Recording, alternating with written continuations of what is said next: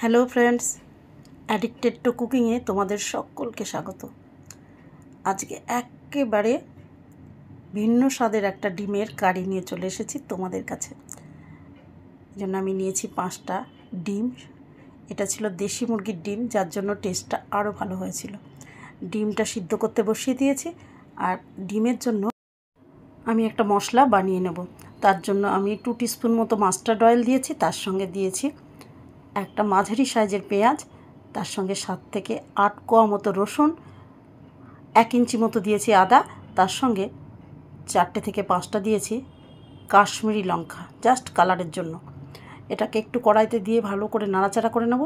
আর এটা সফট হওয়ার জন্য আমি এখানে সামান্য লবণ দিয়ে দিয়েছি, যাতে পেঁয়াজটা তাড়াতাড়ি সফট হয়ে যায়। সেই সঙ্গে 3টে এলাচ আর একটা লবঙ্গও দিয়ে দিয়েছি। এবার মশলাটাকে আমি সুন্দর করে একটু ভেজে নেব, যাতে এর মধ্যে থেকে কাঁচা ফ্লেভারটা একদম বেরিয়ে যায়। এরপর একটা গোটা টমেটো আমি এর মধ্যে দিয়ে দিলাম। সবগুলোকে একসাথে করে সফট হওয়া পর্যন্ত অপেক্ষা করব। সামান্য একটু হলুদ দিয়েছি আমি। তোমরা চাইলে এখানে হলুদটা অ্যাভয়েড করতে পারো, কিন্তু তাতে কালারটা কিন্তু খুব সুন্দর আসে একটু হলুদ দিলে। আমি মশলাটা ঠান্ডা করার জন্য রেখেছি, এটা মিক্সিতে পেস্ট করব পরে। আর সেই সঙ্গে আমি কিন্তু ডিমগুলো ছাড়িয়ে অল্প একটু নুন, হলুদ আর গুঁড়ো লঙ্কার গুঁড়ো মাখিয়ে হালকা করে একটু ভেজে নেব। কড়াইতে তেল গরম হয়ে গেছে, ডিমগুলো একটু দিয়ে জাস্ট একটু হালকা করে ভেজে নেব। বেশি কড়া করে ভাজলে ডিম দেখবে অনেক সময় ডিমের উপরটা শক্ত হয়ে আসে, তাই বেশি ভাজার কোনো দরকার নেই। আবারও আমি কড়াইয়ের মধ্যে 2 টিস্পুন মতো মাস্টার্ড অয়েল দিয়ে দিলাম, অর্থাৎ সর্ষের তেল দিয়ে দিলাম সামান্য একটু হলুদ। আর এবার এর মধ্যে আমি দিয়ে দিয়েছি আলুগুলো আমি প্রথমে 5 থেকে 7 মিনিট কিন্তু সিদ্ধ করে নিয়েছি। সিদ্ধ করে নিলে কি হবে, ডিমটা তাড়াতাড়ি রান্না হবে। আর আলু যদি আমি সিদ্ধ করে না নিই, তাহলে কিন্তু আলুটা সিদ্ধ হতে অনেক বেশি টাইম লাগবে, সেই জন্য ডিমটাও কিন্তু শক্ত হয়ে যাবে। তাই আলুটাকে একটু সিদ্ধ করে ভেজে নিয়ে তুলে নিয়েছিলাম। আর ওই তেলের মধ্যেই আমি একটু গোটা জিরে আর লঙ্কা ফোড়ন দিয়ে মশলাটা দিয়ে খুব ভালো করে এটাকে আমি মশলাটা কষিয়ে নিয়েছি। তেল ছাড়া পর্যন্ত আমি কিন্তু ওয়েট করেছি, যাতে কোনো রকমভাবে কাঁচা ফ্লেভার না আসে। যদিও আমার মশলাটা একটু ভাজাই ছিল, তবুও তেল ছাড়া পর্যন্ত কিন্তু আমি ওয়েট করছি।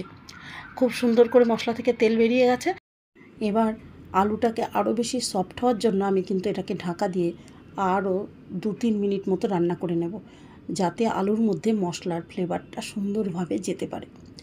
একে ঢাকা দিয়ে বেশ কিছুক্ষণ রান্না করার পর তোমাদের একটু বলতে ভুলে গেছি, আমি তেলের মধ্যে কিন্তু একটু গোটা জিরে আর তেজপাতা ফোড়ন দিয়েছিলাম, তারপরেই মশলাটা দিয়েছিলাম। তো তেজপাতা যদি আমি খুব বেশিক্ষণ এর মধ্যে রাখবো না, রান্নাটা একটু হয়ে গেলে তেজপাতা কিন্তু আমি তুলে ফেলে দেবো, যাতে এটা না মুখে পড়ে। ভালো লাগে না কিন্তু থালার মধ্যে এই তেজপাতা বা বড় বড় লঙ্কা যদি থাকে, দেখতে ভালো লাগে না। মশলাটা কষানোর পর দেখো এর মধ্যে কিন্তু আমি দিয়ে দিয়েছি গরম জল দিয়ে একে আরও একটু ঢেকে বেশ কিছুক্ষণ, অর্থাৎ 2 থেকে 3 মিনিট আমি আবার রান্না করে নিয়েছি। আমার আলুগুলোও সুন্দর করে সিদ্ধ হয়ে গেছে, আবার মশলাটাও কিন্তু দারুণ একটা ফ্লেভার এসেছে। তোমরা একটু টেস্ট করে নেবে, লঙ্কা বা লবণ কোনো একটু কিছু কম হলে তার মধ্যে একটু দিয়ে দেওয়া যাবে পরে। আমি জলটা দেওয়ার পর আরও 1 মিনিট মতো ঢাকা দিয়ে এটাকে রেখে দেবো। খুব সুন্দর করে আমার ঝোলটা কিন্তু তৈরি হয়ে গেছে। উপর থেকে সামান্য একটু লবণ আমার মনে হলো লাগবে, তাই দিলাম। আর আমি এর মধ্যে দেব 1/4 টিস্পুন মতো, তোমাদের আমি বলেছিলাম মঙ্ক ফ্রুট, কারণ আমি চিনি খুব একটা তরকারিতে ব্যবহার করি না। আমার রান্না মোটামুটি প্রায় শেষের দিকে, কিন্তু এটাকে আমি অল্প আঁচে কিন্তু ঢাকা দিয়ে আরও 2-1 মিনিট রেখে দেবো।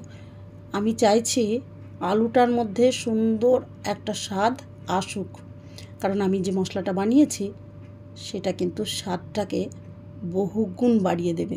তাই শুধুমাত্র ডিমের ঝোল নয়, এটা কিন্তু আলুর মধ্যেও মশলার যে ফ্লেভার সেটা দারুণভাবে ছড়িয়ে পড়বে। তো কিছুক্ষণ ঢাকা দেওয়ার পর আমি ঢাকা উঠিয়ে দেখে নিলাম, কালারটা যেমন সুন্দর হয়েছে তেমনই কিন্তু এর স্বাদ। আমি কিন্তু কোনো গুঁড়ো লঙ্কা এতে ব্যবহার করিনি, শুধুমাত্র কাশ্মীরি লঙ্কা ব্যবহার করেছি। প্রয়োজন মনে করলে তোমরা কিন্তু কাঁচা লঙ্কা আরও কয়েকটা দিয়ে দিতে পারো। আমি কিন্তু তরকারির যে ঝোল এবং আলু পুরো রেডি। আমি ডিমটাকে খুব বেশিক্ষণ ফোটাবো না, কারণ শক্ত ডিম খেতে কিন্তু একদম ভালো লাগে না।